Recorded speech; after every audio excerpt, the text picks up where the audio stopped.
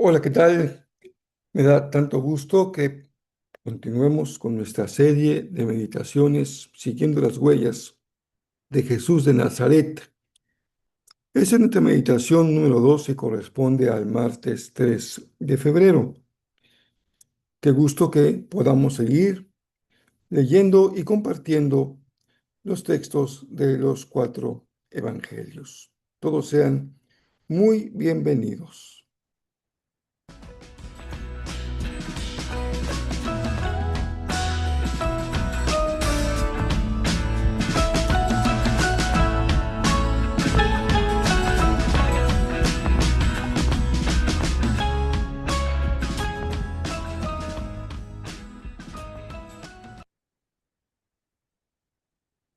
Uno de los temas interesantes que siempre han sido motivo de polémica, de estudio, de análisis, es la relación que hay entre el nuevo pacto con lo que llamamos hoy, o se ha llamado, mejor dicho, el antiguo pacto, el Nuevo Testamento y el Viejo Testamento. ¿En qué medida lo que acontece en el Nuevo Testamento se relaciona o no con lo que dice el Antiguo Testamento, especialmente en lo que se refiere a el ministerio y la persona de Jesús? Pero antes de entrar de lleno a nuestra meditación de este día martes, déjenme compartirles que he preparado tres pilones. Tal vez recuerde la palabra pilón cuando éramos niños y nos daban un poquito más de aquello que comprábamos, un pilón. En este caso se trata de tres cositas que estoy agregando a cada meditación.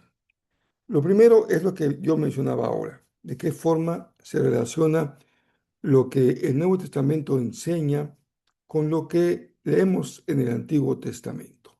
Primer elemento que vamos a mantener presente toda esta serie. En términos prácticos, ¿qué significa? Que tendremos dos textos bíblicos, un texto de los Evangelios y un texto del Antiguo Testamento para relacionarlos y leerlos juntos. Segundo elemento o piloncito que vamos a dar en esta nueva serie de meditaciones. Una frase memorable, algo que deje sellada la enseñanza de cada día y que podamos recordar, incluso ponerla en algún lugar para tenerla presente durante el día. Y tercero, preguntas para reflexionar, para aplicar, para cuestionarnos, para ir un poco más allá de la escucha de esta serie y nos involucremos en un aprendizaje de carácter más personal. Es lo que he llamado los tres pilones de esta nueva serie. Bueno, por lo pronto vamos a continuar y sigamos con los preparativos para este viaje espiritual que haremos y estamos ya empezando con Jesús de Nazaret. Hoy tenemos un texto del gran profeta Malaquías, el último profeta del Antiguo Testamento, y el Evangelio de Lucas, el tercero de los llamados evangelios sinópticos, Mateo, Marcos y Lucas. En el caso de Malaquías, se trata de Malaquías 4, 5 y 6. Y en el caso de Lucas, Lucas 1, del verso 8 hasta el verso 17. Son los dos que estaremos considerando el día de hoy. Así que vamos a los textos bíblicos. Malaquías dice: Miren, les envío al profeta Elías antes de que llegue el gran y terrible día del Señor. No pierdan de vista a Elías y al día del Señor. Sus predicaciones harán volver el corazón de los padres hacia sus hijos y el corazón de los hijos hacia sus padres. Antes de ese gran día, un movimiento de reconciliación. De lo contrario, vendré y haré caer una maldición sobre la tierra. Ahora vamos a Lucas. Mantengan presente el nombre del profeta. Cierto día, Zacarías se encontraba sirviendo a Dios en el templo, porque su grupo de sacerdotes estaba de turno esa semana. Me voy al verso 10. Mientras el incienso se quemaba, una gran multitud estaba afuera orando. Y mientras Zacarías estaba en el santuario, se le apareció un ángel del Señor, de pie a la derecha del altar del incienso. Cuando Zacarías lo vio, se alarmó y se llenó de temor. Pero el ángel le dijo, no tengas miedo. Seguimos con el texto, me salto el versículo 14 y vamos hasta los siguientes versos. El verso 16. Y hará, habla de este hijo de Zacarías, que muchos israelitas vuelvan al Señor, su Dios. Será un hombre con el espíritu y el poder de Elías. Preparará a la gente para la venida del Señor. Recuerden, el gran día del Señor. Inclinará el corazón de los padres hacia los hijos y hará que los rebeldes acepten la sabiduría de los justos. Aquí estamos frente a dos grandes testigos. Primero, el último de los llamados profetas clásicos, Malaquías. Y enseguida, el evangelista de la segunda generación de cristianos, que es Lucas. Pero antes de que tratemos de ir un poco más al texto, situemos a nuestras fuentes en su propio tiempo. Empiezo con Malaquías. El término hebreo para este nombre es mi mensajero. Malaquías ocupa su ministerio en el siglo V antes de Cristo. Es una voz de reforma en la Judea posterior al regreso del exilio. Una reforma permanente en la que vive Israel, con la necesidad permanente de mantenerse en una renovación espiritual.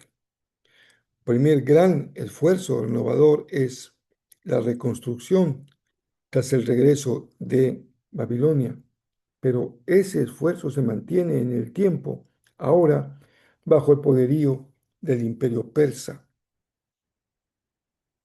El profeta denuncia la apatía espiritual del pueblo bajo el dominio de este imperio. Malaquías predica durante la época en que el tiempo ya se ha reconstruido, pero la nación se encuentra sumida no solo bajo el poder de otro gran imperio, sino una crisis moral también realmente muy profunda. No nos es ajeno hablar de este tipo de crisis en el tiempo en que hoy vivimos. Por su parte, vámonos de viaje 5 siglos adelante hasta que llegamos con Lucas. Él escribe al final del siglo I, aproximadamente año 80. Y encontramos en Lucas a un escritor con una sofisticada técnica narrativa muy al estilo griego. Él es un cristiano de segunda generación que pertenece a la cultura helenística y se le vincula con el entorno del apóstol Pablo. Lucas, que construye el Evangelio unido con el libro de los Hechos, va trazando una historia de salvación universal diseñada para expandir el mensaje de Jesús que empieza en Jerusalén, desde el corazón de Israel hacia los confines del mundo pagano, hasta los fines de la tierra. Como hemos leído en los pasajes de Malaquías y Lucas, hay una conexión entre ambos textos que funciona como un arco narrativo perfecto. Malaquías hace un anuncio, profetiza, y Lucas narra la forma en que esto se ha cumplido. Malaquías es un profeta que cierra el periodo clásico de la profecía, anunciando que Elías regresaría para reconciliar a las familias antes del juicio divino. Lucas, por su parte, parte justamente de esas palabras para describir el nacimiento de Juan el Bautista. Al afirmar que Juan actuaría con el espíritu y el poder de Elías, Lucas no solo da cuenta de su cumplimiento, también señala que la llegada del Salvador era inminente. Así Lucas transforma una promesa de 4 siglos o un poco más en una realidad para el presente, y ambos utilizan el templo como escenario. En el caso de Malaquías, como en el caso de Lucas, describiendo la escena con Zacarías en su tiempo de servicio en el templo. Ahí es el punto de partida para la salvación y para el inicio de algo completamente nuevo. Malaquías anuncia la urgencia del retorno. Para entender el impacto de este profeta, imaginemos una comunidad del siglo V que se sentía derrotada y fragmentada, aunque ya ha regresado del exilio. En el texto original en el que escribe Malaquías, perdón, él utiliza un verbo que se traduce como restaurar o hacer volver para lanzar una promesa audaz, promesa que también coincide con otros profetas del antiguo Israel, el día del Señor. Antes de este día, Dios enviará a Elías para sanar las divisiones generacionales, padres e hijos. Sin duda que estamos más allá de un contexto familiar, como que la palabra del profeta fue una palabra pastoral que se orienta a reconciliación familiar. Se trata en realidad de algo mucho más ambicioso, una reconciliación de generaciones que estaban rotas por el esfuerzo de los que han regresado para recuperar su fe lo más puro posible de Israel y las nuevas generaciones que ya vivían bajo el impulso, la cultura del imperio de los persas. El profeta observa que la única forma de evitar la destrucción era recuperar la identidad espiritual a través de la unión de padres e hijos. Recordemos lo que dice el profeta: envío a Elías antes del gran día terrible para que el corazón de padres e hijos otra vez se encuentre. No hay posibilidad de futuro si no hay una verdadera integración generacional. Vamos ahora al mensaje de Lucas. Aquí estamos frente a una voz que vuelve a escucharse después de muchos siglos de silencio. Ahora que leemos el texto, estamos en un pasaje que es mucho más que un milagro. No es algo extraordinario solamente o sobrenatural. Es algo mucho de mayor calado, mucho más grande. Es el anuncio de que el silencio de Dios ha terminado. Con un griego muy refinado, que imita antiguos relatos en ese idioma, Lucas presenta a Zacarías e Isabel como el puente perfecto entre el pasado y el futuro. La pareja fiel recibe la noticia de un hijo, lo nuevo, en el corazón del mismo templo, lo antiguo. Los especialistas destacan que Lucas tiene la intención de conectar con toda claridad cómo Juan tiene que ver con la promesa de Malaquías, indicando que esa espera de siglos ha llegado a su fin. También el hecho de que Zacarías quedara mudo simboliza el cierre, la terminación de esa época de silencio, mientras que al nacer su hijo regresa la voz, una voz que rompe el silencio para anunciar y preparar el camino del Mesías. Hemos ya leído el pasaje del Evangelio de Lucas. Este vínculo entre el Evangelio y el profeta es fundamental para comprender esto que hemos venido considerando como la preparación, lo previo para el arranque de las huellas de Jesús en la historia, porque identifica a Juan con el Elías prometido. Y al hacerlo, el Evangelio otorga a Jesús una legitimidad profética absoluta. Es decir, el Mesías no aparecerá sin ton ni son, simplemente por aparecer. El Mesías no aparece en un sentido de vacío, sino que su camino se ha pavimentado por la restauración del corazón humano. Luego lo veremos cuando leamos lo que predicaba el Bautista. Esto nos revela que en el caso que estamos leyendo, la misión no era una ruptura con el imperio, en este caso romano, o simplemente con una transformación social. Tiene que ver con una reforma profunda de la existencia de Israel. El hacer volver toca los afectos y la fidelidad espiritual que se convierten en la verdadera antesala del reino. Sin una recuperación de la lealtad y la fidelidad, difícilmente podemos comprender el mensaje del reino. Y así se transforma la esperanza de Malaquías en la historia viva del Evangelio de Lucas.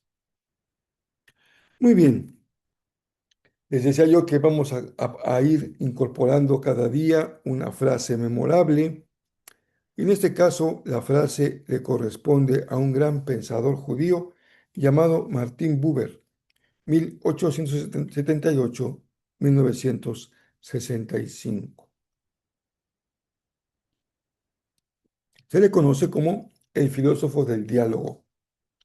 Y escribió, y de ahí sacamos esta cita, un libro llamado La fe de los profetas. Cito textualmente: todo verdadero retorno es un comienzo, y el hacer volver del profeta no es un regreso a la vieja ley, sino el giro de toda la existencia hacia el encuentro con lo divino. Ahora pasamos a las preguntas. ¿Qué importante es para la subsistencia de una nación, de un pueblo, de una cultura, el que haya una integración generacional y existan puentes generacionales? Esto también es importante, muy importante en el relevo que se da en el pueblo de Dios. Generaciones pasan y otras vienen. Algunos estamos llegando ya a la etapa final de nuestro ministerio y hemos de estar muy atentos también para que podamos compartir la estafeta e integrarnos como generaciones en una tarea que rebasa con mucho lo que cada generación puede hacer. Y esto demanda, en un mundo tan fragmentado, tener la capacidad de derribar muros de separación y dar lugar a un espíritu de verdadera reconciliación. En segundo lugar, también nos lleva a plantearnos temas como: ¿cuál fue el propósito del silencio de Dios durante casi 5 siglos o 4 siglos hasta Jesús? ¿Cómo podemos gestionar, entender, vivir ese tiempo de espera cuando Dios parece estar callado? Zacarías mismo tuvo que vivir sus meses de silencio por su reacción ante el milagro. ¿Cómo estás viviendo hoy los tiempos de espera? Cuando la respuesta a tu oración tarda, cuando el sueño acariciado no se realiza, cuando estás orando por un familiar para que abra su corazón al Señor y esa decisión de fe no llega. ¿Cómo mantienes tu fidelidad en lo cotidiano mientras aguardas que la promesa se cumpla? Esta es la segunda pregunta. Y la última, ¿de qué se trata cuando hablamos de un retorno? No se trata de volver al pasado. Hay cosas que ya han quedado atrás y que no se puede ni se deben recuperar. Todo retorno es un nuevo comienzo. Por eso terminemos hoy poniendo sobre la mesa las áreas de tu vida y de mi vida que requieren un auténtico y verdadero nuevo inicio. Un inicio fresco. Un inicio fresco con Dios, dejando atrás hábitos, comportamientos, formas de pensamiento, defectos que no son ni lejanamente hablando adecuados para una nueva etapa en nuestra vida. Cada día es nuevo. Cada día tenemos la oportunidad de empezar de nuevo, de ver tras las montañas o allá al fondo sobre el mar un nuevo sol, un nuevo día, una nueva esperanza, para que se geste un diálogo auténtico entre tu corazón y el corazón de Dios, entre tu corazón y el corazón de los demás. Si el Señor nos presta vida, por aquí nos encontramos mañana en lo que ya será la tercera meditación de la serie Siguiendo las huellas de Jesús de Nazaret.